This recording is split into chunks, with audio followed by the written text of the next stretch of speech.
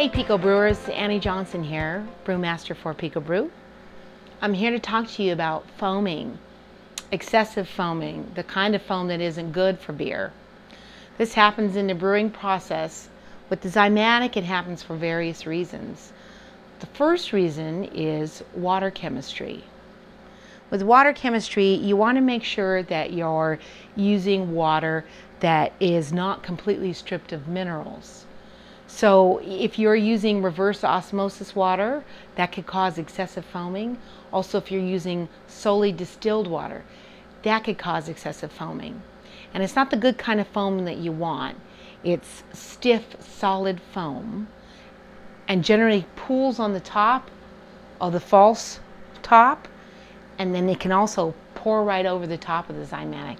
And a hot, sticky, sweet foam makes for a big mess. So be sure that if you're using those kinds of waters, that you amend them with brewing salts. Some common brewing salts are gypsum, calcium chloride. You can get these online at an online homebrew shop, or you can go to your local homebrew shop and get these as well. You might want to download a water report from your city. Very easy to find out what your water chemistry is like. You can go into the shop, you can compare them online, and you'll know what to add. Also, if you're just using water from your tap, if it's good enough to drink, the general rule is that it's good enough to brew with. But you could also use water that it runs through a carbon filter if you have a whole house carbon filter, or if you use a carbon filter from your refrigerator. Those waters are fine, but just remember that if you're using any special kind of water, you're going to need to add something back in. When I talk also about water, make sure that you have measured correctly from your recipe the right amount of water. For any reason, if you short yourself a little bit of water, you will start to suck air, and that also causes bad foaming.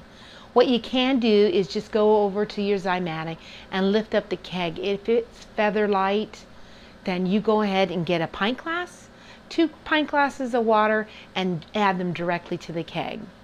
Another thing for excessive foaming is how your zymatic is connected to the keg.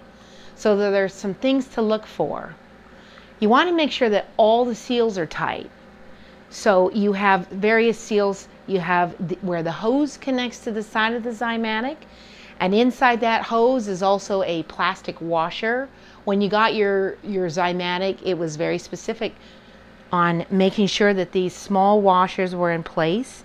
And if you've lost them, or they've cracked or fallen apart, you have no idea, the cat took it, just go ahead and send us an email or a letter, any way to contact us, and we'll send you some new ones. It's very important to have these.